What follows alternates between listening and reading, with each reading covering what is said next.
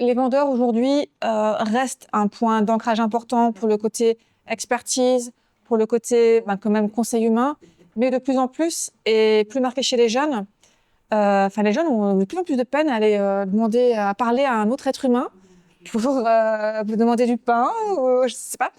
Et ils vont plutôt avoir le réflexe justement de consulter leur téléphone ou des IA en premier. Et en plus, ça c'est ça qui m'a frappé, c'est que maintenant les gens disent oui mais moi les vendeurs en fait je leur fais plus confiance parce qu'ils sont attitrés à un magasin. Donc en gros eux potentiellement ils ont une com sur ce qu'ils vont vendre. Donc je vais par exemple pour de l'électroménager ou de l'électronique. Donc je vais peut-être plus forcément leur faire confiance et voir je vais être en magasin mais sur mon smartphone aussi pour avoir l'info. Ah tiens il est bien ce livre. Est-ce que je peux le trouver moins cher ailleurs? Non je parle de livre parce que vous êtes là mais voilà, les vendeurs ont encore un rôle à jouer, mais avec une expertise de plus en plus pointue et plutôt sur du ciblage premium, avec les clientèles premium. Ça, ce qu'on dit là, c'est basé sur une question qu'on n'a pas mis en graphe, mais on a posé la question ouverte, lorsque vous êtes en magasin, vous faites plus confiance à un vendeur ou à l'IA?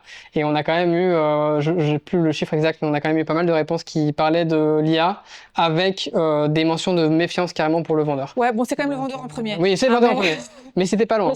Disons que ça émerge et je pense que ça va aller en augmentant.